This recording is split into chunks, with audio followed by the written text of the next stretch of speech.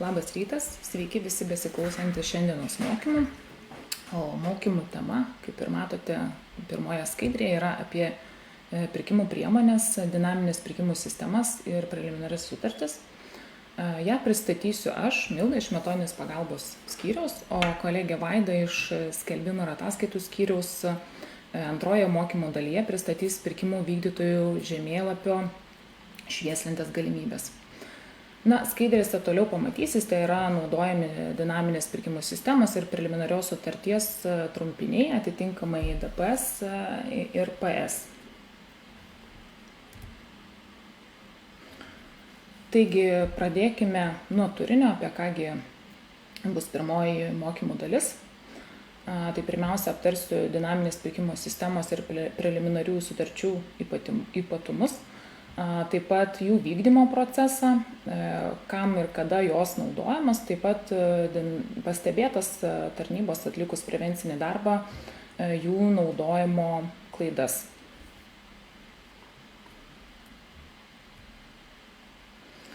Taigi pirmiausia apie tai, kur yra apie šias priemonės, kur reglamentuota, tai dinaminės pirkimo sistemos įstatyme, viešųjų pirkimų įstatyme numatytos yra 79 straipsnėje, tuo tarpu pirkimų įstatymo 87 straipsnėje, taip pat šių straipsnių komentaruose pakankamai yra plačiai apie šias priemonės aprašyta.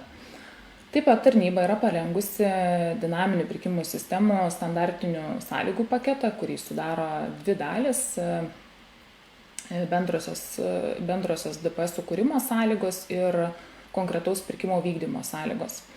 Šios sąlygos buvo parengtos atsižvelgiant į Europos komisijos parengtas dinaminių pirkimų sistemų naudojimo gaires, kurias taip pat kaip ir tarnybos parengtą sąlygų paketą galite rasti tinklapyje prie metodinės pagalbos. Tuo tarpu preliminarios sutarties reglamentavimas yra viešųjų pirkimų įstatymo 78 straipsnėje ir pirkimų įstatymo 86 straipsnėje. Taip pat yra šių straipsnių komentarai parengti. Ir mokslinė literatūra yra pakankamai plačiai išnagrinėjusi preliminarių sutarčių taikymą. Viena iš tokių yra The Law and Economics of Framework Agreements, Designing Flexible Solutions for Public Procurement. Autoriai yra iš Italijos ir Anglijos, ta knyga yra iš tikrųjų nemenkos apimties, kelių šimtų puslapių, taigi tikrai būtų kur detaliai gilintis. Taigi labai trumpai, kas tai yra. Jau minėjau, kad tai yra priemonės, tai nėra pirkimo būdai. Viešųjų pirkimų įstatymas pateikia preliminarios sutarties apibrėžimą. Tai yra sutartis, kurios tikslas nustatyti sąlygas taikomas viešojo pirkimo pardavimo sutartims, kurios bus sudaromas per tam tikrą laikotarpį ateityje. Tai reiškia, kad pirkimo vykdytojas pirmiausia įvykdo pirkimą, kurio rezultatas yra sutartis, tačiau ta sutartis nėra tokia įprasta sutartis, kurią sudarom įvykdę paprastą įprastą pirkimą, o tokia, kuria numatytos sąlygos, su kuriomis ateityje bus sudaroma kita pagrindinė sutartis arba gali būti sudaromos ir kelios sutartis. Tuo tarpu dinaminės pirkimo sistemos apibrėžimą viešųjų pirkimų įstatymas nepateikia, tačiau apibrėžia, kadagi ši priemonė gali būti naudojama, kam ji skirta. Tai yra nurodoma, kad dinaminė pirkimo sistema gali būti taikoma įprastiems pirkimams, kurių charakteristikos yra rinkoje visuotinai žinomos ir atitinka perkančios organizacijos nustatytus reikalavimus.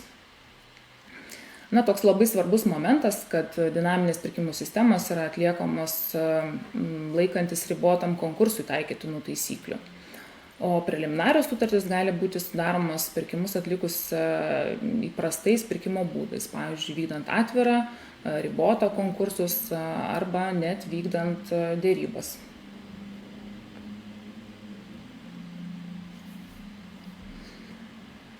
Norėčiau tiesiog plačiau apie dinaminės pirkimo sistemas, apie jų ypatumus, kadangi dinaminė pirkimo sistema kaip priemonė įstatymuose šiaip numatyta pakankamai seniai, tačiau impulsą būtent tai priemoniai daugiau, dažniau naudoti davė centrinių perkančių organizacijų poreikis.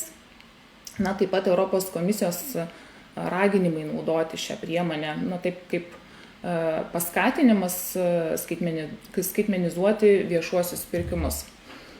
Taigi trumpai apie tuos ypatumus.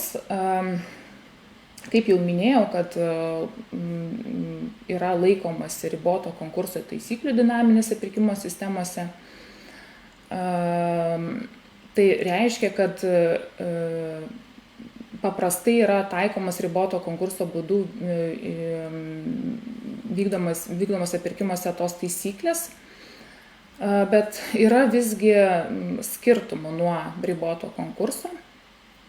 Tai pavyzdžiui, dinaminėse pirkimo sistemose nėra ribojamas dalyvių skaičius, kai tuo tarpu ribotame konkurse tas skaičius yra ribojamas. Kitas išskirtinumas, kad tiekėjai neprivalo teikti pasiūlymo, o ribotame konkurse tiekėjai turi pateikti pasiūlymus, nes jų nepateikus, kitos galimybės pateikti pasiūlymą jau ribotame konkurse jie nebeturės. Taip pat kitas dinaminės pirkimo sistemos ypatumas, kad tai yra 2 etapų procedūra. Vykdant pirkimą dinaminės pirkimų sistemos priemonėmis, pirkimo vykdymas apima 2 etapus. Tai yra pirmiausia, iki nustatyto termino tiekėjų teikia paraiškas, jas įvertinus atrenkami tiekėjai, kurie priimami į dinaminę pirkimo sistemą.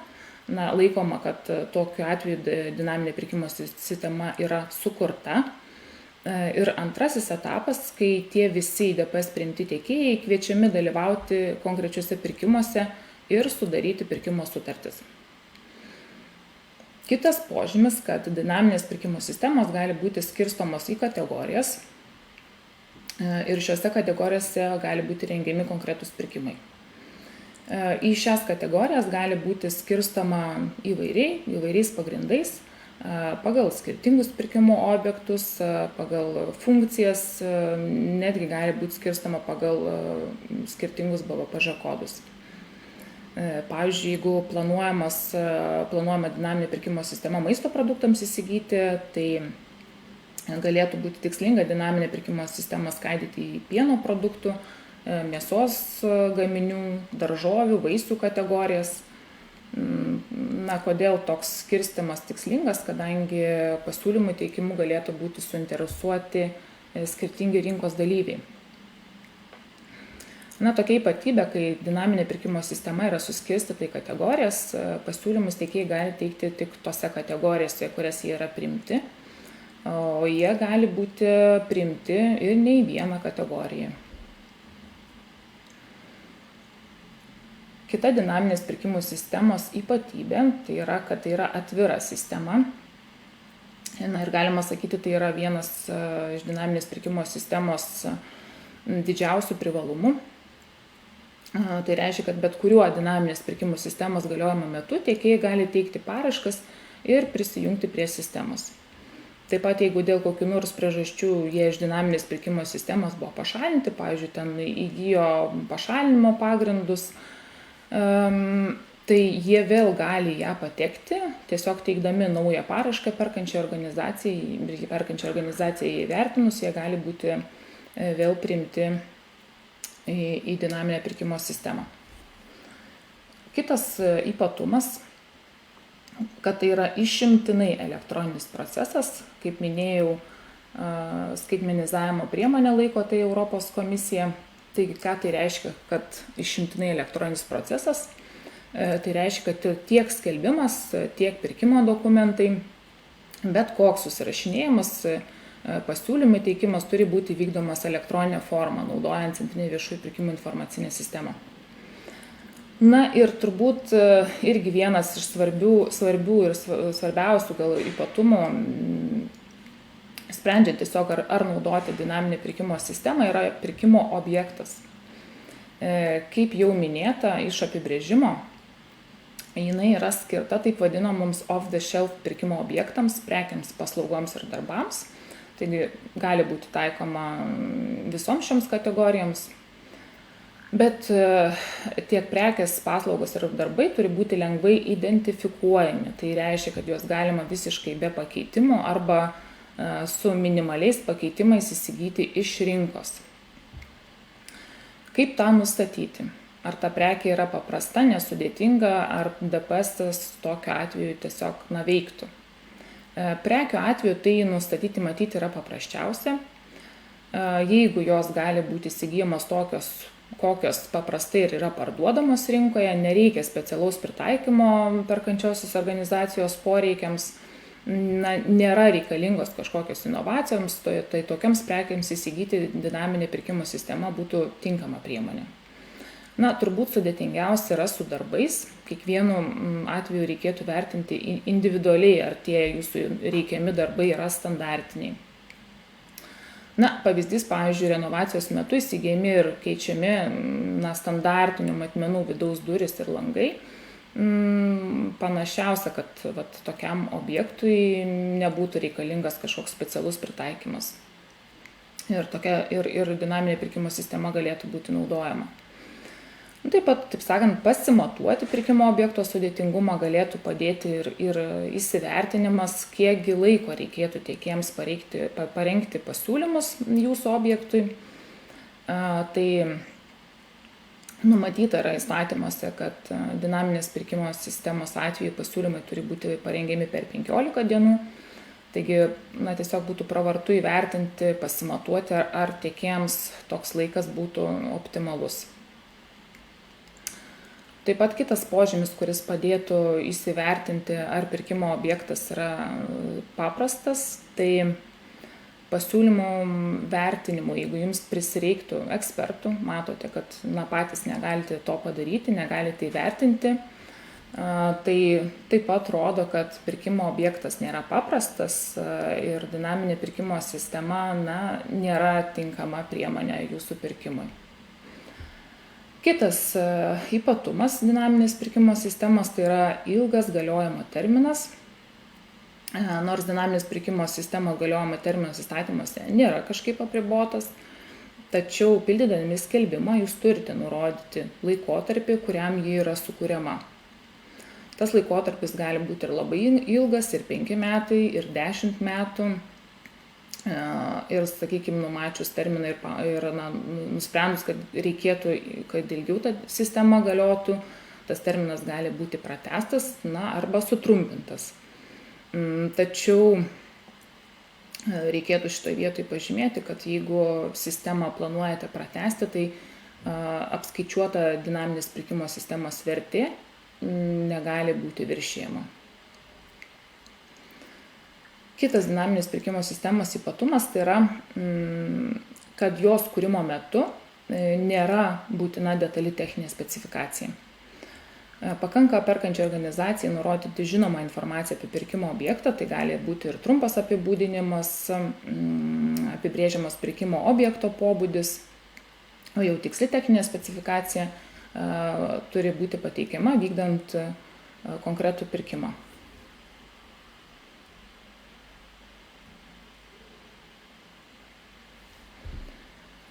Toliau skaidrėje matote lentelę. Toje lentelėje yra tam tikri požymiai, palyginimas šių abiejų priemonių. Tai pirmasis požymis – lankstumas. Kaip matote, dinaminė pirkimų sistema yra lanksti, preliminarioji sutartis mažiau lanksti. Dinaminės pirkimo sistemos lankstumas tai pirmiausia turi būti suprantamas kaip galimybė nenurodyti detalios techninės specifikacijos ir kaskart ją detalizuoti, kaip jau minėjau, konkretaus pirkimo vykdymo metu. Taip pat galimybė detalizuoti ekonominio naudingumo vertinimo kriterijus, gali būti jų svoriai lyginamieji, perskirstomi jau konkretaus pirkimo vykdymo metu.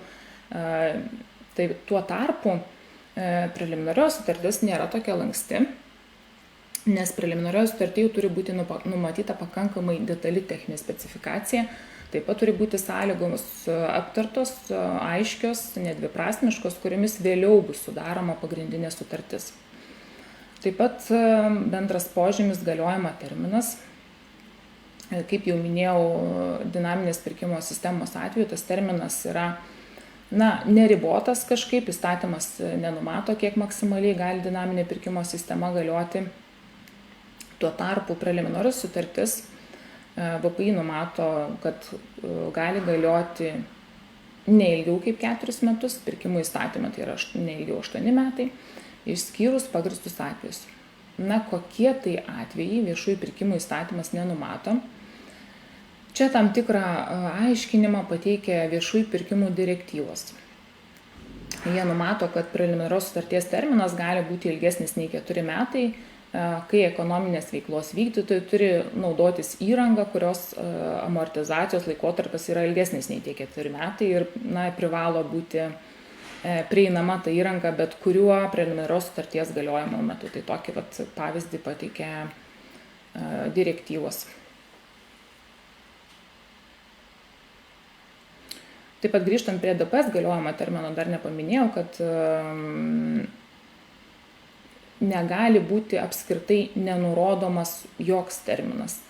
Jeigu ir planuojate labai ilgą galiojimą ir tiesiog galvojate, kad jums ten 15 metų reikia tos dinaminės pirkimo sistemos, tai taip ir turite nurodyti, negali būti nurodoma, kad dinaminė pirkimo sistema yra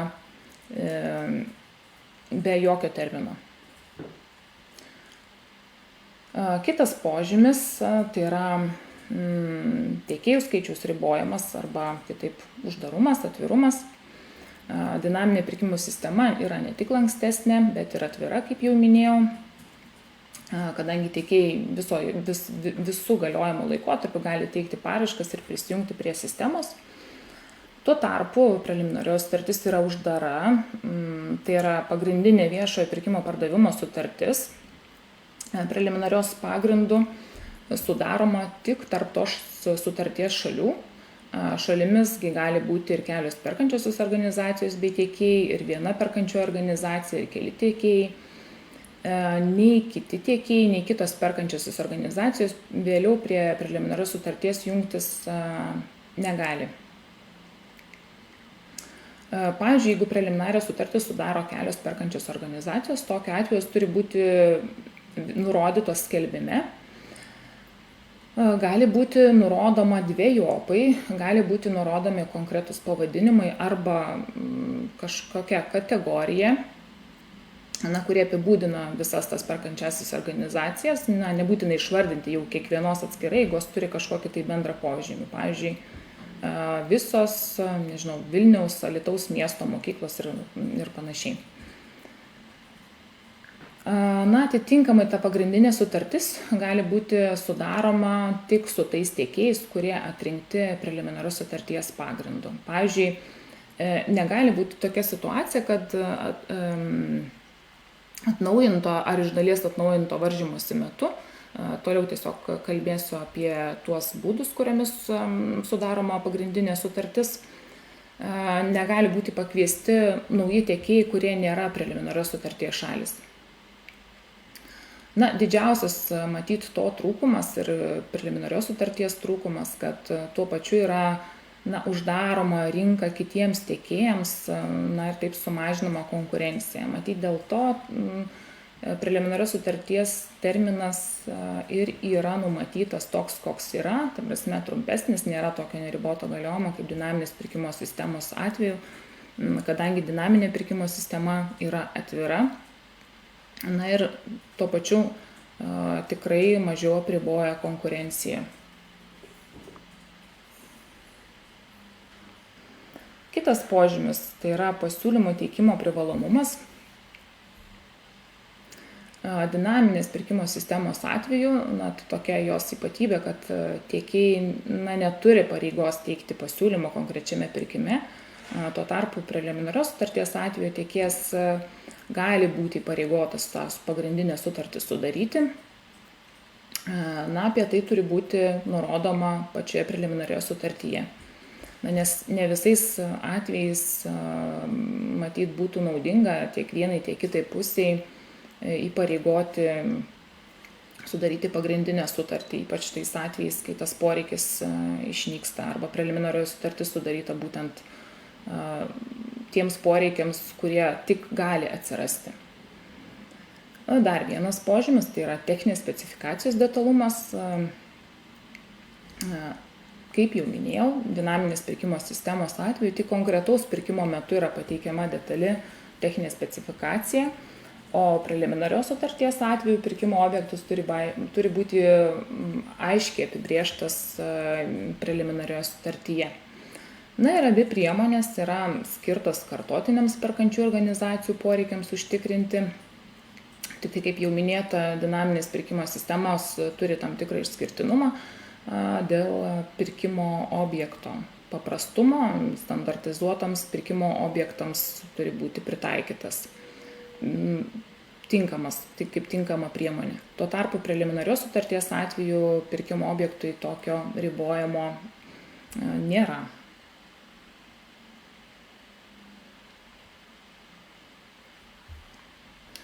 Dabar norėčiau detaliau apžvelgti kiekvienos priemonės vykdymo procesą.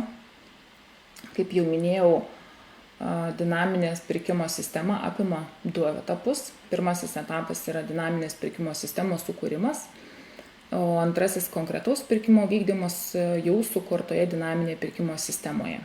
Ir savo ruožtų dinaminės pirkimo sistemos sukūrimas apima tokius veiksmus, matote juos išdėstytus skaidrėje, tai aš tiesiog trumpai pakomentuosiu ties kiekvienu jų.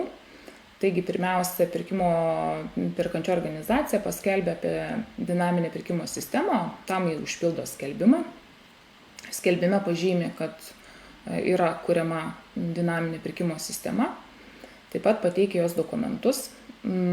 Kolegos yra pateikę instrukciją, kaip kuriama dinaminė pirkimo sistema centrinėje viešųjų pirkimų informacinėje sistemoje. Nuorodą ją esu įdėjusi skaidrėje, kadangi skaidrėmis bus pasidalinta, tai rasite. Čia dėl pirkimo dokumentų reikėtų pasakyti, kad jie nėra visai įprasti. Šiuo atveju perkančio organizacija turėtų pasirūpinti pirkimo sąlygomis tiek dinaminės pirkimo sistemos sukūrimui, tiek konkretaus pirkimo vykdymo sąlygomis.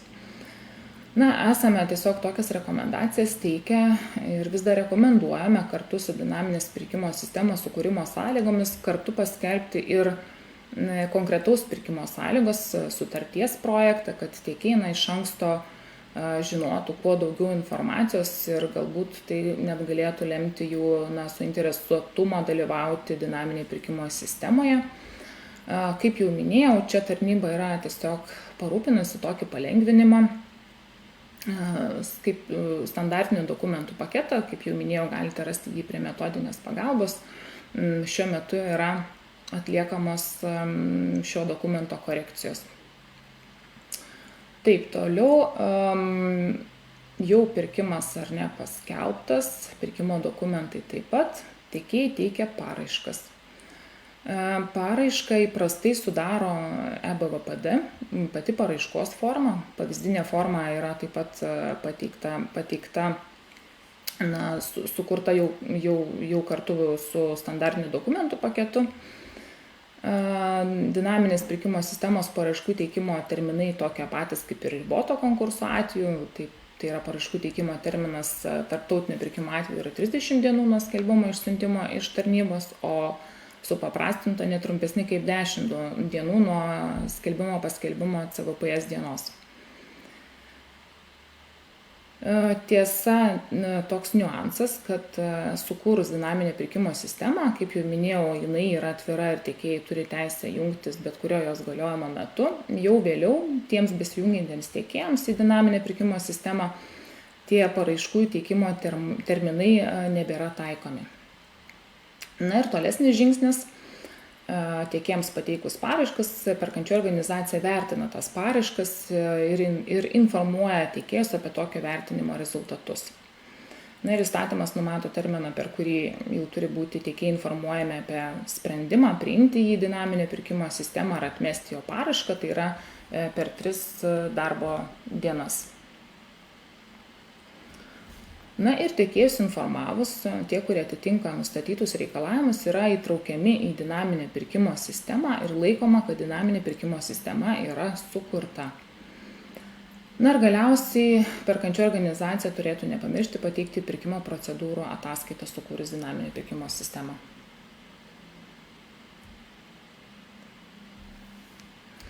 Na, tolesnis etapas yra jau konkretaus pirkimo vykdymas, pasikliaujant ar ne, pasitikinti dinaminę pirkimo sistemoje esančiais tiekėjais. Taigi, pirmiausia, impulsas to konkretaus pirkimo vykdymui, tai yra perkančiosios atsiradęs poreikis. Tai atsiradus tam poreikiai visiems dinaminė pirkimo sistemoje esantiems tiekėjams vienu metu, pabrėžiu vienu metu, yra siunčiami kvietimai pateikti pasiūlymus.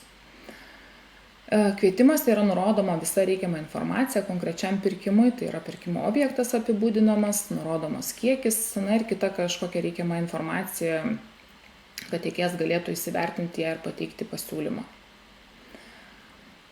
Niuansas tuo atveju, jeigu dinaminė pirkimo sistema yra skirstoma į kategorijas, kvietimai yra siunčiami visiems toje dinaminėje pirkimo sistemoje kategorijoje esantiems tiekėjams. Na, kaip ir anksčiau minėjau, kad tų kategorijų gali būti ne viena ir tiekėjas gali pateikti pasiūlymus keliose kategorijose, tačiau atkreiptinas dėmesys, kad vienas tiekėjas gali pateikti tik vieną pasiūlymą vienoje kategorijoje. Taip, kitas veiksmas ar ne, kad tiekėjai teikia pasiūlymus konkrečiam pirkimo objektui. Vėliau, vadovaujantis pirkimo dokumentuose ir kvietime nurodytais kriterijais, yra įvertinami tiekėjų pasiūlymai. Na, yra vienas turbūt aspektas dėl pasiūlymo vertinimo kriterijaus, kuris nurodomas skelbime, tai jis gali būti vėliau patikslintas konkretaus pirkimo metu.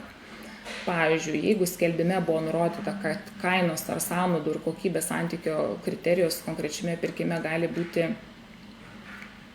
nors tam pirkime numatytas, kad taikomas yra kainos ar sąnaudų ir kokybės santykio kriterijus, tai konkrečiame pirkime gali būti jis patikslinamas, nurodoma, kokie konkretūs kokybiniai kriterijai bus taikomi.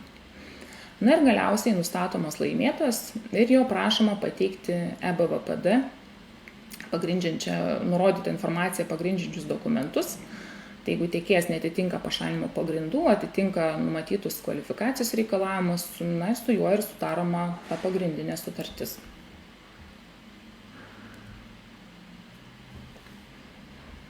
Toliau apie preliminarios sutarties procesą irgi galima suskirstyti į 2 etapus. Tai pirmasis etapas yra preliminarios sutarties sudarymas. Sakyčiau, yra šiek tiek glaustesnis tas procesas. Na, pirmiausia, irgi paskelbiamas skelbimas kartu su parengtais pirkimo dokumentais. Čia jau reikėtų atkreipti dėmesį, kad turi būti detali techninė specifikacija, ką jau minėjau ne vieną kartą. Taip pat ypatumas tas, kad kartu su pirkimo dokumentais turi būti pateikiamas ne vienas, kaip įprastame pirkime sutarties projektas, tačiau bent 2 preliminarios sutarties ir pagrindinės sutarties projektai.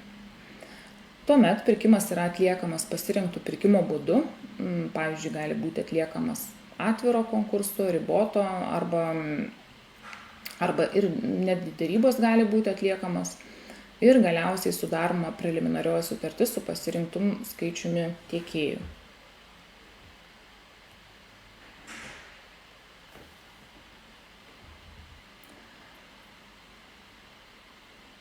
Toliau antrasis etapas, tai yra pagrindinės sutarties sudarymas. Čia būtų galima išskirti 2 variantus, ar ne, kai preliminarioji sutartis sudaroma su vienu tiekėju ir kai preliminarioji sutartis sudaroma su keliais tiekėjais. Kai preliminarioji sutartis sudaroma su vienu tiekėju, atnaujintas varžymasis nevyksta. Tokiu atveju atsiradus perkančiosios organizacijos poreikiai įsigyti tą pirkimo objektą, kuris yra apibrėžtas preliminarioje sutarty, jį kreipiasi į tiekėją raštu ir kai reikia, prašo papildyti pasiūlymą bei nurodyti, kad tas pasiūlymo papildymas neturi prieštarauti jau numatytoms preliminarioje sutartys sąlygoms. Taigi vieno tiekėjo atveju pagrindinė sutartis iš esmės yra sudaroma pagal preliminarioje sutartyje nurodytas išsames sąlygas. Kaipgi viskas vyksta, kai preliminarioji sutartis sudaryta su keliais tiekėjais. Tokiu atveju pagrindinė sutartis gali būti sudaroma vienu iš šių būdų. Tai yra neatnaujinant tiekėjų varžymąsi, arba kitaip tariant tiesiogiai, atnaujinant tiekėjų varžymąsi ir derinant abi šias procedūras. Taigi, neatnaujinant tiekėjų varžymąsi, tokiu atveju po preliminarios sutarties sudarimo iš anksto preliminariai sutartį nurodyta tvarka yra atrenkamas didžiausią ekonominio naudingumo balų skaičių surinkęs tiekėjas, su kuriuo ir sudaroma yra pagrindinė sutartis ir toliau vyks perkančios organizacijos apsirūpinimas reikiamo pirkimo objektų. Tokiu būdu dėja, bet nėra skatinama tiekėjo konkurencija, o iš esmės tik yra atidedamas pagrindinės sutarties sudarimo momentas arba sudaromas sąlygos, kai pirkimo objekto gali ir neprireikti pagrindinės pirkimo objekto gali neprireikti ir sutartis apskritai nebus sudaryta. Tokio būdo trūkumas, turint omeny pakankamai iš tikrųjų ilgą preliminarios sutarties galiojimo laikotarpį, neatliekant atnaujinto varžymąsi, ypač kai preliminarios sutartis yra su vienu tiekėju, galimai jo kaina nėra arba jau ir nebėra geriausia rinkoje. Vienas iš būdų, kaip galima sudaryti pagrindinės sutartis tiesiogiai, yra vadinamasis kaskados modelis. Tai reiškia, kad pirmiausia pagrindinė sutartis sudaroma su ekonomiškai naudingiausia pasiūlymo pateikusiu tiekėju, o į antrą jį kreipiamasi tik tuo atveju, jeigu pirmasis nėra pajėgus aprūpinti tuo pirkimo objektu arba nėra tiesiog suinteresuotas teikti to pirkimo objekto. Kitas būdas, atliekant atnaujintą varžymąsi, tokiu atveju po preliminarios sutarties sudarymo iš anksto nurodyta tvarka yra atliekamas atnaujintas tiekėjų varžymasis. Būtent su tais, su kuriais sudaryta yra preliminarios sutartis, pagal kurį yra atrenkamas tiekėjas ar keli tiekėjai, su kuriais yra sudaroma pagrindinė sutartis. Tokiu atveju tiekėjai teikia pakartotinius patikslintus pasiūlymus. Atnaujinto tiekėjų varžymasi pagal sudarytas preliminarias sutartis esmė yra ta, kad perkančioji organizacija sudarydama preliminarią sutartį dar nežino konkretaus pirkimo objekto poreikio ar kitų pagrindinės sutarties sąlygų, tačiau tokiam poreikiui atsiradus siekia sudaryti pagrindinę sutartį iš karto, nedelsiant ir neatliekant papildomų procedūrų. Kitaip tariant, perkančioji organizacija lyg ir sudaro preliminarią sutartį kaip priemonę, kad turėtų laiko atidėti pagrindinės sutarties pasirašymą ir sudaryti tiekėjams galimybę pakoreguoti pasiūlymus, atsižvelgiant į tai, kad situacija rinkoje yra pasikeitusi. Taip, kitas būdas, tai yra iš dalies atnaujinant tiekėjų varžymąsi, kaip jau minėjau, tokiu atveju yra derinamas abi minėtos procedūros. Tokiu atveju tiekėjų varžymasis yra atnaujinamas tik tam tikrose pasirinktose, perkančiosios organizacijos pasirinktose preliminariosiose sutartyse, kai yra į dalis skaidomas objektas, arba atskiroje preliminarios sutarties dalyje arba dalyse. Taikant šį pirkimo būdą, iš anksto turi būti nurodyta, kad iš dalies atnaujinto, kad apskritai yra tokia iš dalies atnaujinto varžymosi galimybė, kad jie gali pasinaudoti perkančioji organizacija. Taip pat turi būti nurodyti objektyvūs kriterijai, kurie darbai, prekės ar paslaugos bus perkami atnaujinant tiekėjų varžymąsi, o kurie neatnaujinant tiekėjų varžymąsi. Taip pat turi būti nurodoma aiškiai, dėl kurių sąlygų vyks atnaujintas tiekėjų varžymasis. Pavyzdžiui, ar tai bus dėl pristatymo termino, dėl pristatymo vietos, dėl nuolaidos dydžio ir panašiai.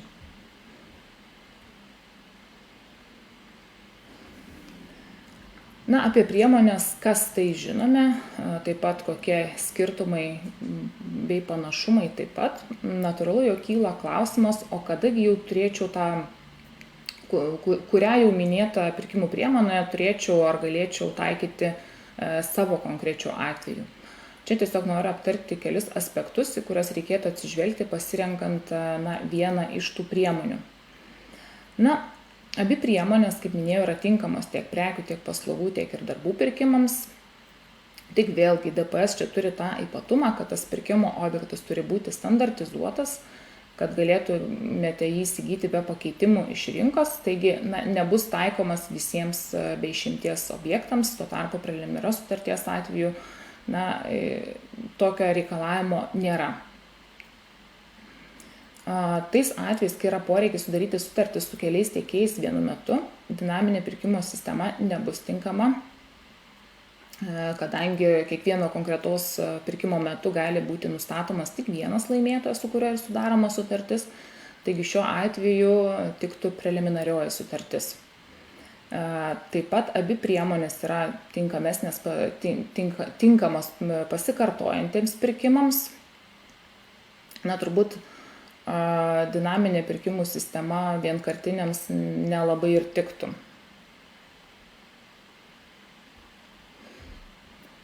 Taigi, kai nėra aišku, ar pirkimo objektas apskritai bus jums reikalingas, čia galėčiau įsivaizduoti pavyzdį, kai yra vaistai retai nustatomoms ligoms, bet čia turime omeny jau sukurtus vaistus, tokios lygos egzistuoja ir jau tokie vaistai yra sukurti, tačiau jie reikalingi tik tais atvejais, kai atsiras ligonių sergančių tokiamis ligomis, o jų būna retai. Tai jeigu tokio poreikio nebus, tai ir nebus pasinaudojama preliminaria sutartie numatyta galimybė įsigyti tokių vaistų. Visais atvejais, matyt, kai nėra aiškus pirkimo objektas, visgi preliminarioji sutartis netiks, nes preliminari sutartį turi būti pakankamai detali techninė specifikacija. Taigi, būtent to nurodytų vaistų atveju techninė specifikacija, matyt, būtų aiški. Taip, kai yra vienkartinis poreikis, nedidelė pirkimo vertė, taip pat aiškiai žinomas visos pirkimo sąlygos, tokiu atveju tiktų preliminarioji sutartis. Taip pat, jeigu reikalingas tiekimo saugumas, tinkama yra preliminarioji sutartis, kai sudaroma su daugiau tiekėjų, kai žinoma, jog rinkoje negali būti įsigijimas visas jai reikiamas kiekis vienu metu. Pirmiausia, kreipiamas į tą, kurio pasiūlymas buvo ekonomiškai naudingiausias, iš kitų preliminarios sutarties šalių įsigijimas likęs reikiamas kiekis. Tokiu atveju, preliminarioji sutartis būtų irgi tinkamesnė negu dinaminė pirkimo sistema.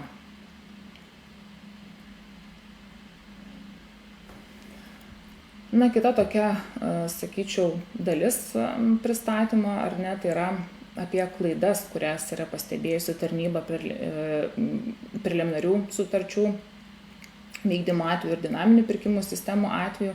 Tai išskyriau tas klaidas į atskiras dalis, ar ne. Vienos klaidos dėl preliminarių sutarčių pasitaikančios, kitos dėl dinaminės pirkimo sistemos ir dėl abiejų šių priemonių bendros klaidos ir pastebėjimai. Taigi, preliminarių sutarčių atveju, neatnaujinto varžymosi atveju, preliminari sutartį nėra nurodęs konkrečios, aiškios ir nedviprasmiškos sąlygos, pagal kurias sudaromas pagrindinės pirkimo sutartis. Arba iš dalies atnaujinto varžymosi atveju nenurodomas tokios sąlygos, kada taikomas atnaujintas varžymasis, o kada jis netaikomas. Tokios sąlygos turi būti numatytos iš anksto, apie tai jau kalbėjau anksčiau. Jos turi būti žinomas preliminarios sutarties šalims. Perkančioji organizacija negali kiekvienos pagrindinės sutarties sudarymo atveju taikyti skirtingų taisyklių. Kita dažnai pasitaikanti pastebėta klaida, kad preliminarioje sutartyje sudarytoje po tarptautinės vertės pirkimo Numatyta, kad pirkimo sutartis, kurių vertė yra iki 5000 eurų, sudaromos žodžiu. Na, kaip jau ir matote, tai yra tarptautinės vertės pirkimas, kadangi nes nepaisant to, kad ta pagrindinė sutartis jos vertė neviršyja 5000 eurų, kadangi preliminarioji sutartis sudaryta atlikus tarptautinės vertės pirkimą, sutarčių žodžiu sudaryti negalima.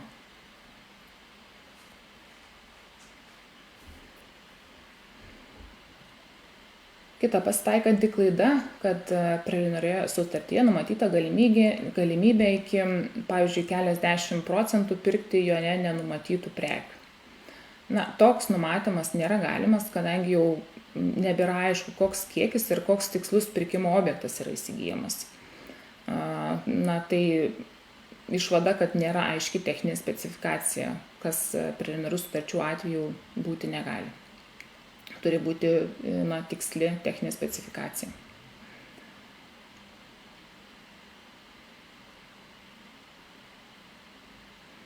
Taip pat pernelyg abstrakti techninė specifikacija būna numatoma, kaip jau minėjau, tas yra draudžiama preliminarių sutarčių atveju. Tokiu atveju galėtumėte svarstyti, jeigu nėra visiškai aiškus pirkimo objektas, jo techninė specifikacija, galėtų būti taikoma dinaminė pirkimo sistema, kuri šioje vietoje yra lankstesnė priemonė. Taip pat pirkimo dokumentuose pirkimo vykdytojai numato sąlygas dėl galimybės atnaujintą tiekėjų varžymąsi vykdyti žodžiu, elektroniniu paštu ar paštu. Tačiau atnaujinto varžymosi procedūros visais atvejais turi būti vykdomas tik centrinės viešųjų pirkimų informacinės sistemos priemonėmis. Na ir taip pat toks pakankamai dažnas turbūt visų pirkimo atvejų klaida, tai kad yra tiesiog pamirštama pateikti procedūrų ataskaitą, ypač sudarius sutartį po atnaujinto varžymosi.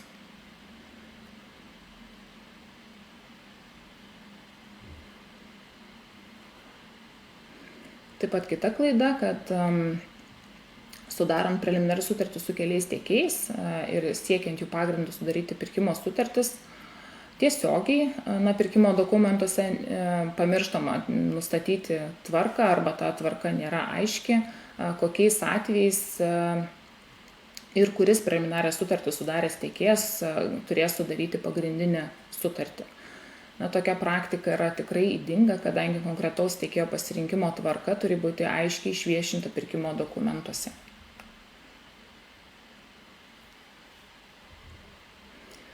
Taip pat klaidos dėl dinaminės pirkimo sistemos.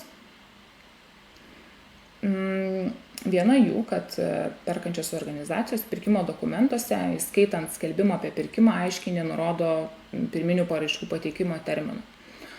Jei taip atsitinka, perkančioji organizacija turi patikslinti informaciją pirkimo dokumentuose arba tikslinti informaciją skelbime apie pirkimą. Tokiu atveju turėtų užpildyti klaidų ištaisymo skelbimą. Kita pasitaikanti klaida, kad perkančioji organizacija neskirsto dinaminės pirkimo sistemos į prekių, paslaugų ar darbų kategorijas ir pirkimus siekia įsigyti labai plataus spektro pirkimo objektą. Praktiškai siekia sudaryti dinaminės pirkimo sistemas visiems įmanomiems atvejams. Pavyzdys galėtų būti, kai siekiama įsigyti visų inžinerinių tinklų techninės priežiūros paslaugas. O kaip žinia, tų inžinerinių sistemų yra labai daug, tai apima ir elektros tinklus, vandentiekio ir nuotekų tinklus, vėdinimo sistemas, ir kita. Tokiais atvejais nesuskiršius dinaminės pirkimo sistemos į smulkesnės kategorijas ir atsižvelgiant į tai, kad toms skirtingoms paslaugoms teikti yra reikalinga labai skirtinga kvalifikacija, leidimai, atestatai, yra tikrai ribojama tiekėjų konkurencija, o ypač skriaudžiami tie tiekėjai, kurie teikia tik tam tikras paslaugas ar specializuojasi tik tam tikrose srityse. Tinkamai nesuskiršius dinaminės pirkimo sistemos į kategorijas, perkančioji organizacija kvalifikacijos reikalavimus nustato įvertinę visą ir itin platų tą pirkimo objektą ir nustato tos reikalavimus atsižvelgiant į tą visą objektą ir tokiu būdu yra užkerta kelią prie dinaminės pirkimo sistemos prisijungti mažoms ir vidutinėms įmonėms, kurios iš tikrųjų paprastai specializuojasi ir teikia paslaugas tik tam tikroje srityje.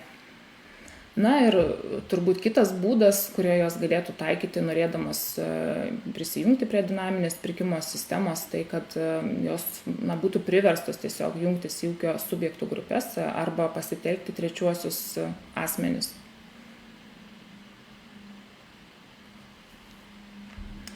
Kita klaida, kad perkančios organizacijos taiko dinaminę pirkimo sistemą, kai pirkimo objektas yra labai platus ir gana abstraktus. Dinaminė pirkimo sistema neturėtų būti taikoma, jeigu perkančiai organizacijai reikia įsigyti sudėtingas prekes, paslaugas ar darbus. Perkant darbus, dinaminė pirkimo sistema apskritai rekomenduotina taikyti siekiant įsigyti tik tokius darbus, kuriuos būtų nesudėtinga atlikti, kurios galima aiškiai aprašyti ir apibūdinti pirkimo dokumentuose, pavyzdžiui, paprastojo remonto darbai. O jeigu pirkimo objektas yra labai platus ir abstraktus, o iš viešojo pirkimo dokumentos nustatytų reikalavimų pirkimo objektui nėra aišku, kokios tos prekės, paslaugos ar darbai bus perkami kiekvieno konkretaus pirkimo metu, tokiais atvejais dinaminė pirkimo sistema neturėtų būti taikoma.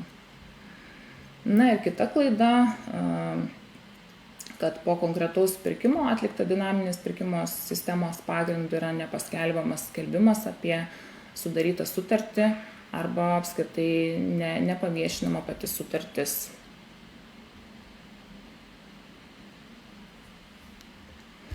Klaidos, kurios pastebimos abiejų priemonių naudojimo atveju.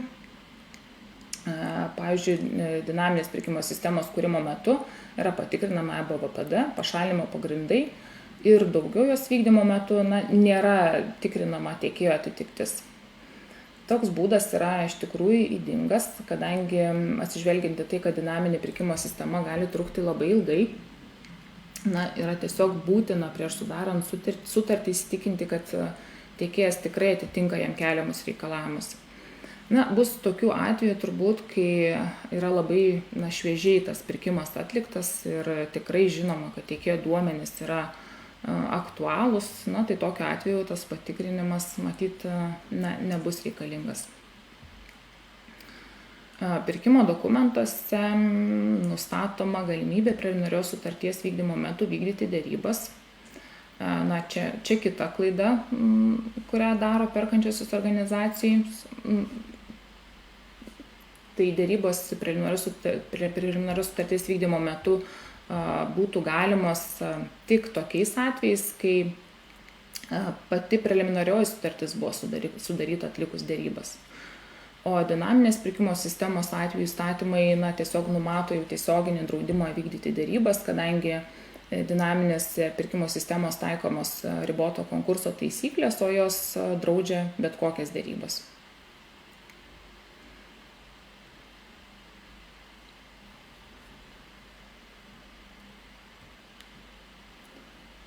Ir pabaigai norėčiau aptarti kelias situacijas, tokias praktinės.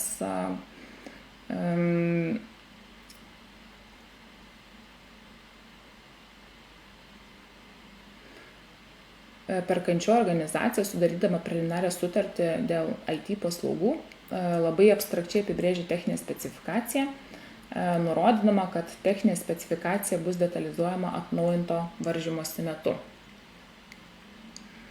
Net ir tais atvejais, kai pirkimo metu siekiama sudaryti preliminarią sutartį ir įsipareigojama detalizuoti siekiama įsigyti pirkimo objektą atnaujinto varžymosi metu, yra būtina jį aprašant nurodyti bent jau preliminarią jų apimtį, tipinius pasikartojančius perkančios organizacijos poreikius, kad tiekėjai turėtų galimybę įsivertinti pirkimo objekto sudėtingumą, kokia apimtis, tam, kad tiesiog galėtų įsivertinti rizikas, kokie tie tiekimo kaštai jų laukia ir pateikti pasiūlymus.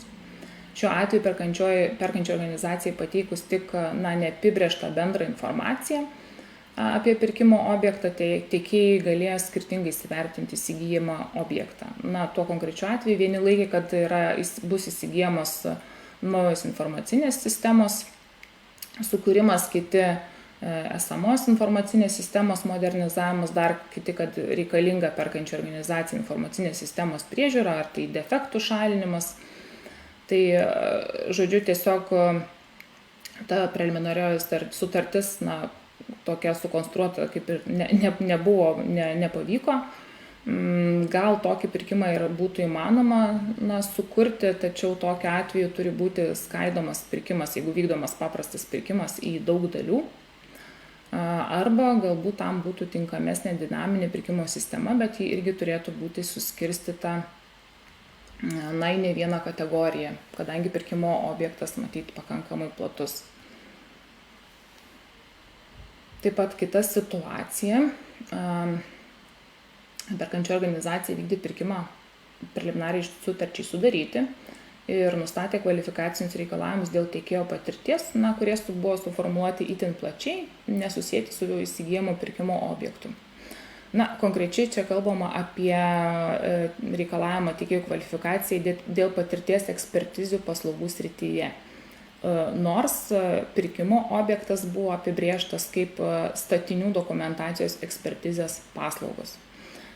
Kaip žinote, ekspertizių paslaugų sąvoka gali apimti labai plačias sritis ir įvairias veiklas, taip pat įvairius vertinimus objektus, ir nebūtinai susijusius su perkančios organizacijos vykdomų pirkimu su statinių projektinė dokumentacija. Tokiu atveju perkančioji organizacija iš tikrųjų rizikuoja sudaryti sutartis ne su reikiamas kvalifikacijos tiekėjais. Kita situacija, kai dinaminė pirkimo sistema irgi sukurta ydingai. Perkančioji organizacija sukūrė dinaminę pirkimo sistemą, į kategorijas dinaminės pirkimo sistemos nesuskirstė, kadangi jos manymu tai tikrai yra labai lanksti priemonė, perkančioji organizacija sprendė, kad ji bus tinkama ir jos atveju, tai yra, kai tiksliai negali apibrėžti pirkimo objekto, ir pasirinko taip įsigyti projektavimo paslaugas visiems savo turimiems statiniams, kurių spektras pasitaikė šiuo atveju tikrai įvairus. Nuo kelių tiesimo iki naujų pastatų statymo iki jų renovacijos. Ir DPS jį nurodė, kad pirkimo objektas yra įvairios projektavimo paslaugas. Tų statinių jai reikiamų vertė yra nuo nedidelės iki net kelių milijonų. Ir nors techninė specifikacija yra abstrakti, kaip žinom, ji gali būti detalizuojama konkretaus pirkimo metu, bet nesuskaidžius dinaminės pirkimo sistemos į kategorijas, kai tiekėjams reikalingi visi įmanomi specialistų atestatai, tai rezultatas gali būti tik vienas - dinaminė pirkimo sistema su vienu tiekėju, ir tai dar jeigu perkančioji organizacijai pasiseks. Tai ir viskas, ką norėjau šiandien pristatyti, kuo pasidalinti. Dabar padarysime 10 minučių pertrauką atsigaivinimui ir grįšime už 10 minučių su kitu pranešimu.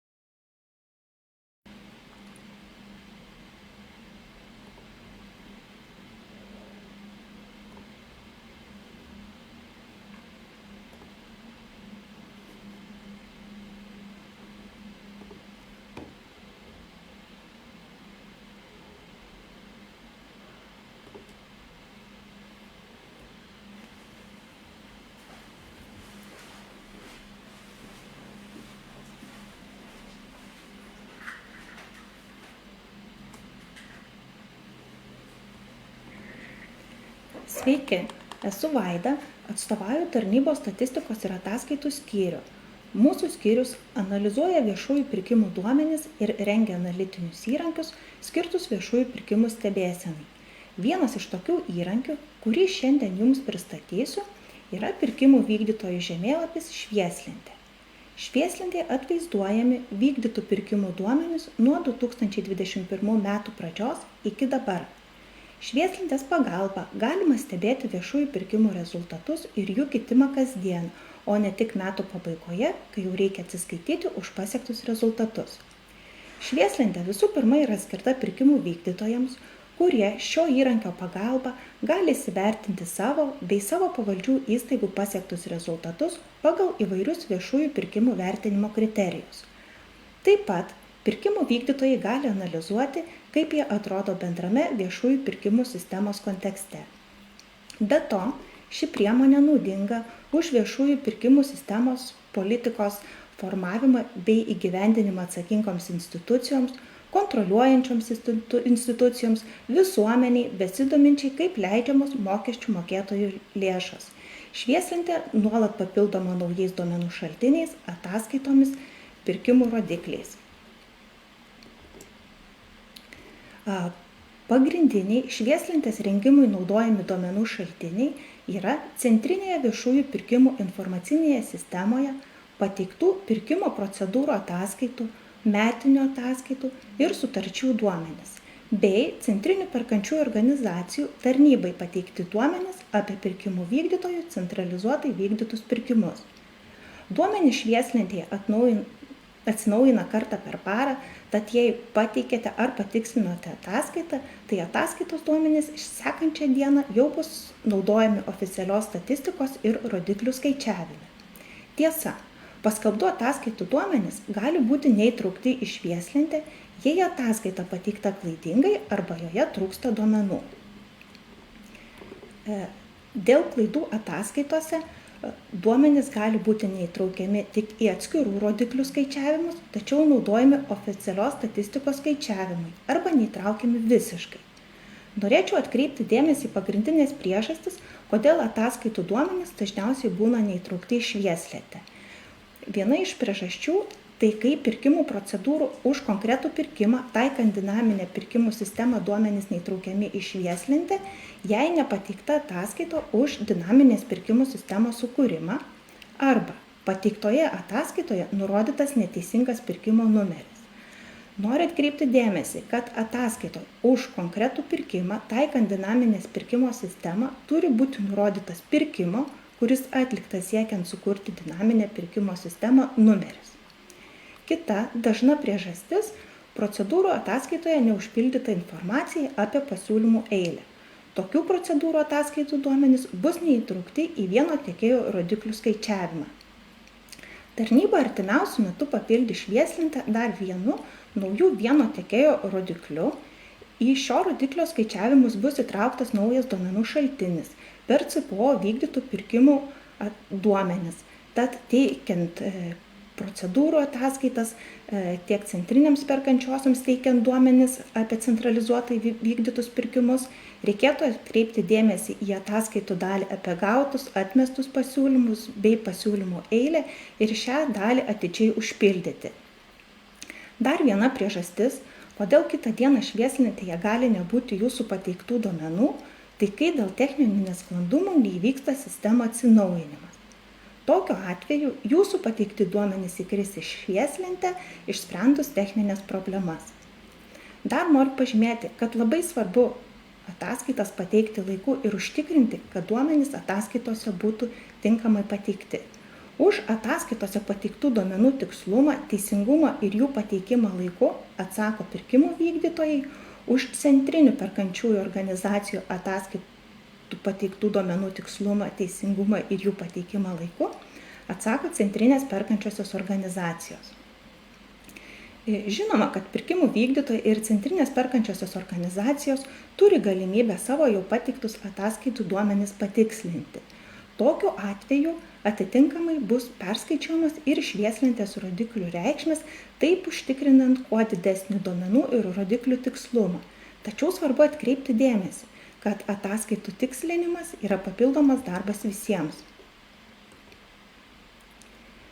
Prieš pereinant prie švieslentės ataskaitų, trumpai pristatysiu jos struktūrą. Kaip matote skaidrėje, švieslentė turi dvi pagrindinės dalis. Tai oficialioji statistika, ataskaita apie vykdytus pirkimus ir viešųjų pirkimų rodiklių rinkinys, jų pasiektų reikšmių vertinimas, pirkimų vykdytojų švieslentė. Oficialioji statistika skelbiama pagrindiniais aktualiais pjūviais. Bendras pirkimų skaičius, vertė, pirkimų vykdytojų skaičius, sutarčių skaičius, bendra apimtis pagal pirkimo būdus, pirkimo objekto grupės ir kita.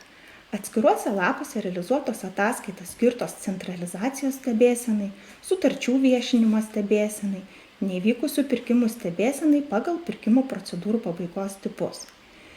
Kitoje švieslentės dalyje, pirkimų vykdytojų švieslentė, šiuo metu realizuota 14 viešųjų pirkimų rodiklių stebėsena, jų vertinimas pagal pasiektus reikšmių rezultatus, suteikiant raudoną, geltoną, žalią spalvą ir bendras pirkimų vykdytojų vertinimas pagal pasiektas rodiklių reikšmes.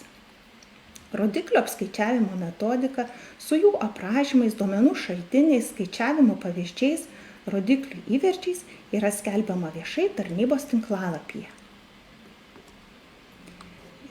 Pirmoji švieslentės dalis – ataskaita apie vykdytus pirkimus. Pagrindinis lapas, kuris matomas atsidarius švieslentę. Jame atvaizduojamos bendros tarptautinių ir supaprastintų pirkimų rodiklių reikšmės. Vienetų pažymėta ataskaita, kurioje šiuo metu esame. Ataskaita apie vykdytus pirkimus. Dvejetų pažymėti laikotarpio filtrai. Galima pasirinkti dominantį laikotarpį metus ir ketvirtį ar keletą ketvirčių. Trejetų pažymėta kitų filtrų zona.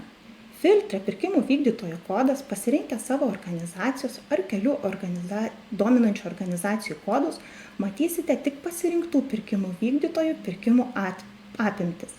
Filtruoti galima ir pagal kitus parametrus, tokius kaip pirkimo objekto rūšis, grupė, pirkimo būdas ir kiti.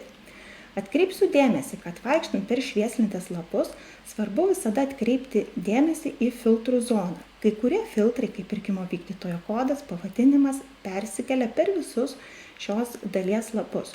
O pavyzdžiui, filtras pirkimo objekto rūšis persikelia tik į lapus apie tarptautinius ir supaprastintus pirkimus. Ketvirtų pažymėtas ataskaitos lapų sąrašas.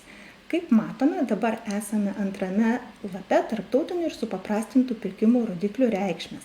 Kai kurios lapus apžvelgsiu detaliau. Lapo tarptautiniai ir supaprastinti centralizuoti pirkimai ataskaita skirta centralizacijos stebėsenai. Šioje ataskaitoje yra pateikta detalizacija pagal centralizacijos tipą. Pirko centrinė perkančioji organizacija, pirko įgaliotasis pirkimų vykdytojas ar pirko savo pavaldžioms įstaigoms, pirko keli pirkimų vykdytojai kartu, pirko necentralizuotai. Apačioje pateikta centralizuotų pirkimų dalis pagal vertę ir skaičių kiekvienam ketvirčiui. Dešinėje lentelėje pateikta informacija pagal CPO pavadinimą, žemiau grafikas rodantis pirkimų vykdytojų, kurie vykdė centralizuotus pirkimus, skaičiaus kitimą. Nuo šių metų reikšmingai išaugus centrinių perkančiųjų organizacijų skaičiui, ši ataskaita padeda stebėti ne tik besikeičiančius centralizacijos mastus, bet ir analizuoti atskirų centrinių perkančiųjų organizacijų įvykdytų pirkimų apimtis. Be to, ataskaitoje galime stebėti pirkimų vykdytojų skaičių, kurie vykdė pirkimus centralizuotai arba tik necentralizuotai. Kitas lapas – pirkimai pagal procedūrų pabaigos tipus. Atkreipsiu dėmesį, kad kalbėdami apie neįvykusių pirkimų skaičių, laikome, kad pirkimas yra pirkimo objekto dalis. Ši ataskaita skirta stebėti, kokia dalis pirkimų neįvyksta. Tai yra nesudaroma pirkimo sutartis preliminarioji sutartis ar nesukuriama dinaminė pirkimų sistema. Stebėsena vykdoma ir pagal procedūrų pabaigos tipus. Taip pat pateikiama ir informacija apie pirkimų neįvykimą pagal pirkimo objekto segmentus. Naudojantis filtrų pagalba galima stebėti konkrečių organizacijų rodiklius. Noriu atkreipti dėmesį, kad šis puslapis turi polapį pažymėtą numerėlių vienetukų rodiklė pirkimų paieška, kuri veda į pirkimų paieškos pagal procedūrų pabaigos tipus. Pagal šiame polapyje pateiktus duomenis skaičiuojamas neįvykusių pirkimų skaičiaus dalies rodiklis. Vis dažniau vykdant pirkimus naudojama pirkimų priemonė dinaminės pirkimų sistemos sukūrimas, kuris sudaro galimybės tiekėjams operatyviau ir efektyviau dalyvauti pirkime, lanksčiau siūlyti kainas ir esant dideliai konkurencijai užtikrinti geresnį viešųjų pirkimų lėšų naudojimą. 2019 metais buvo sukurta 14 dinaminių pirkimų sistemų, o 2022 net 85. Dinaminių pirkimų sistemų pagrindų sudarytų sutarčių vertė 2019-2022 metais padidėjo nuo 200 milijonų eurų iki beveik 1,5 milijardo eurų. Pirkimo vykdytojams dažnai kyla klausimas, kaip rasti kitų pirkimų vykdytojų vykdytus pirkimus bei detalesnę viešai pirkimų skelbiamą informaciją. Tam padėti gali mano jau anksčiau paminėtas švieslentės polapis pirkimų paieška pagal procedūrų tipus. Šiame polapyje pateikiama informacija sąrašinė forma apie visus įvykusius ir neįvykusius pirkimus. Filtrų pagalba galima susirasti bet kurio pirkimo vykdytojo vykdytų pirkimų informaciją, pavyzdžiui, pagal pirkimo objektą ar objekto fragmentą, taikytą pirkimo priemonę, pirkimą siekiant sukurti dinaminę pirkimų sistemą ar pirkimą siekiant sudaryti preliminarią sutartį, kaip baigėsi vykdytas pirkimas, sukurta nesukurta dinaminė pirkimų sistema, sudaryta nesudaryta preliminarioji ar įprasta sutartis bei kitus kriterijus. Tuomet žinant pirkimo numerį ar numerius, dominančius pirkimus nesunkiai galima susirasti CVPP portale bei peržiūrėti detaliai viešai skelbiamą pirkimų informaciją, su rodikle grįžtama į ankstesnį lapą. Kitas pirkimų paieškai patogus švieslentės lapas tarptautinių ir supaprastintų pirkimų paieška. Čia sąrašinė forma, skirtingai nuo prieš tai rodyto lapo, pateikiama informacija tik apie įvykusius tarptautinius ir supaprastintus pirkimus. Šiame lape pateikiama sudarytų sutarčių vertė, žaliųjų pirkimų vertė, ar pirkimas buvo inovatyvus ir kita informacija. Pasinaudojus pirkimų vykdytojo filtrais galima atsifiltruoti savo organizacijos ar kitų pirkimų vykdytojų vykdytus pirkimus pagal įvairius kriterijus. Noriu atkreipti dėmesį į filtrą, naudoti skaičiuojant rodiklius. Čia šiame lape pateikiama daugiau duomenų, negu naudojama švieslentės rodiklių skaičiavime. Šiame filtre pasirinkus nematysime duomenis apie sukurtas dinaminės pirkimų sistemas. Jos nedalyvauja rodiklių skaičiavimuose, tačiau yra būtinos, kad į švieslentę patektų konkrečių pirkimų vykdytų dinaminės pirkimų sistemos pagrindų duomenis. Taip pat duomenis apie CIPO sudarytas preliminariasias sutartis bei procedūrų ataskaitos už konkrečius pirkimus, dinaminių pirkimų sistemų ar preliminariųjų sutarčių pagrindų, jei už juos ataskaita jau yra pateikusi centrinė perkančioji organizacija. Šios ataskaitos yra perteklinės ir neturėtų būti teikiamas. Esant poreikiui, tarnybos darbuotojai iš pirkimų paieškos lapo šio ar prieš tai rodyto gali išeksportuoti duomenis Excel formatu. Dar viena ataskaita skirta sutarčių viešinimo CVPS stebėsenai. Skaidrėje parodytos bendros reikšmės, tačiau filtruose įsivedę savo organizacijos duomenis matysite viešinimo rezultatus. Vienetukų pažymėta sritis yra paviešintų sutarčių skaičiaus dalis nuo visų sutarčių, kurias privaloma viešinti skaičiaus. Dvejetų penketų pažymėta, iš kokių duomenų skaičiuojama sutarčių, kurias privaloma viešinti CVPS skaičius. Šešetų pažymėta skaičius rodo, kiek sutarčių dar nepaviešinote. Atkreipsiu dėmesį, kad sutarčių viešinimo rodiklis mažesnis nei 100% gali būti ne dėl to, kad paviešinote ne visas sutartis, o o dėl neteisingai pateiktų duomenų ataskaitose. Todėl verta išsianalizuoti 2-5 kvadratėliuose nurodytą informaciją ir jeigu reikia, patikslinti ataskaitas. Dabar pereikime į antrą švieslentės dalį – pirkimų vykdytojų švieslentę. Vienetuku pažymėta ataskaita, kurioje esame – pirkimų vykdytojų švieslentė. Pirmame šios ataskaitos lape švieslentės rodikliai pateiktos skaičiuojamų rodiklių reikšmės. Šiuo metu švieslentė yra iš viso skaičiuojama 14 rodiklių. Su rodiklė kiti rodikliai, kuri pažymėta antru numeriu, galima pereiti į kitus šio lapo polapius ir peržiūrėti visų 14 rodiklių reikšmes, bendras arba atfiltruotas pagal jus dominančius kriterijus. Po rodiklių reikšmėmis yra pateikta rodiklių detalizacija pagal ketvirčius.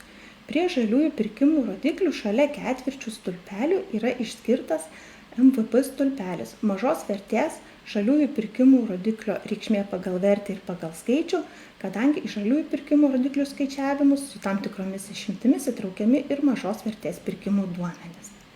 Su trejetu pažymėtais mygtukais galima pereiti prie detalizacijos pagal mėnesius. Ketvirtu pažymėta nuoroda į rodiklio apskaičiavimo metodiką. Jūs taip pat savarankiškai stebite, registruojate savo pirkimų rezultatus bei skaičiuojate rodiklius ir kartais įvyksta taip, kad jūsų apskaičiuoti rodikliai ir švieslentės rodikliai nesutampa. Taip dažniausiai nutinka todėl, kad rodikliams skaičiuoti jūs naudojate kitus duomenų šaltinius ar taikote kitokią metodiką. Tad kviečiu susipažinti su rodiklio apskaičiavimo metodika. Čia matote metodikos titulinį lapą ir vieno iš rodiklio aprašymą. Kiekvieno rodiklio aprašyme yra detalizuojami duomenų šaltiniai, kurie naudojami skaičiavime, rodiklio apskaičiavimas ir pateikiamas pavyzdys. Tai turėtų padėti lengviau suprasti jums skaičiuojamų rodiklių rezultatus. Antrame pirkimų vykdytojų švieslentės lape bendra informacija apie pirkimus pagal rodiklius galima matyti ne tik bendras rodiklių reikšmes, jas filtruoti pasirinkus atitinkamas filtrų reikšmes, bet ir matyti šiems rodikliams nustatytus siektinų reikšmių intervalus. Skaidrė pažymėtas sritis vienetų.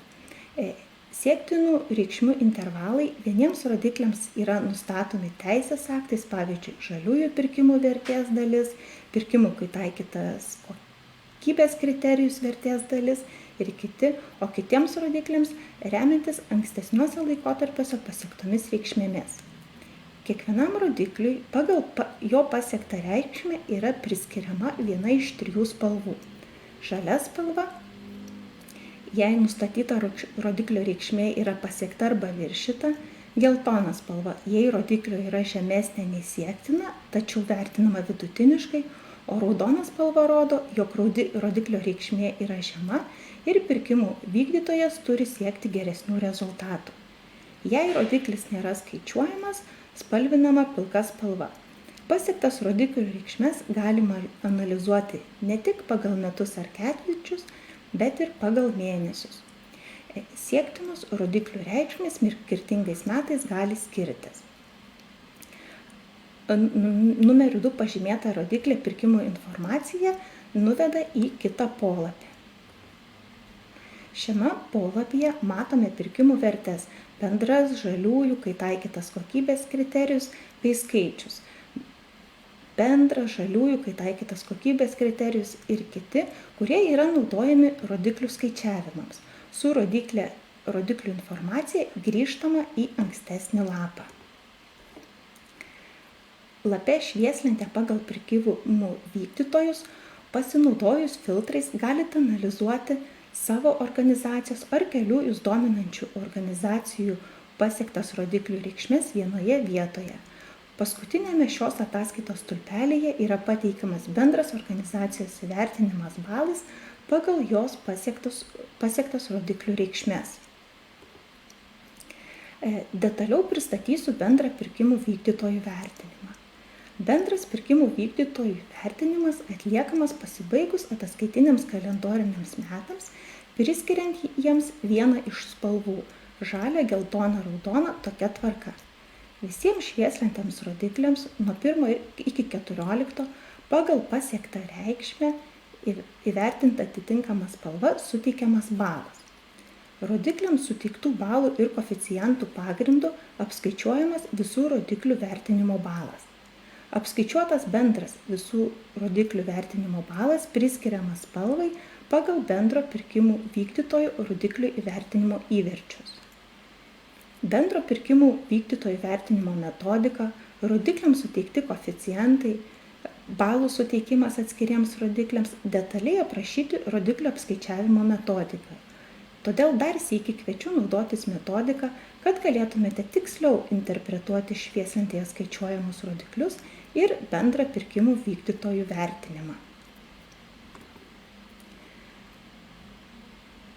Paskutinis lapas – bendras pirkimų vykdytojų vertinimas. Vėlgi, filtrų pagalba galima nusifiltruoti vieną ar kelias jūs dominančias organizacijas ir matyti bendrą jų įvertinimą pagal pasiektas skaičiuojamų rodiklių reikšmes. Palyginti, kaip keitėsi bendras vertinimas 2021-2022 metais. Vienetukų pažymėti laikotarpį. Jeigu pirkimų vykdytojui suteikta spalva lentelėje pilka, tai reiškia, kad jis tais metais nebuvo vertinimas. Taikytos išimtis arba iš viso nevykdė pirkimų. Kaip matome iš grafiko dešinėje, 2022 metais, palyginti su 2021 metais, daugėjo pirkimų vykdytojų, kurie pasiekė arba dalinai pasiekė siektinas rodiklių reikšmes ir ženkliai mažėjo pirkimų vykdytojų, kurie nepasiekė siektinų rodiklių reikšmių. Tad kviečiu visus naudoti švieslentę, stebėti savo rezultatus bei sėkmingai pasiekti užsibrėžtus 2023 metų tikslus. O kilus klausimams dėl darbo su tarnybos parengta švieslente galite užduoti klausimus elektroniniu paštu klausk@vpt.lt, kreiptis į tarnybą dėl švieslentės struktūrizuotos informacijos eksportavimo Excel formatu, kreiptis į tarnybą dėl naudojimosi švieslente. Tuoj ir baigsiu šiandien savo pranešimą. Gražios visiems likusios dienos.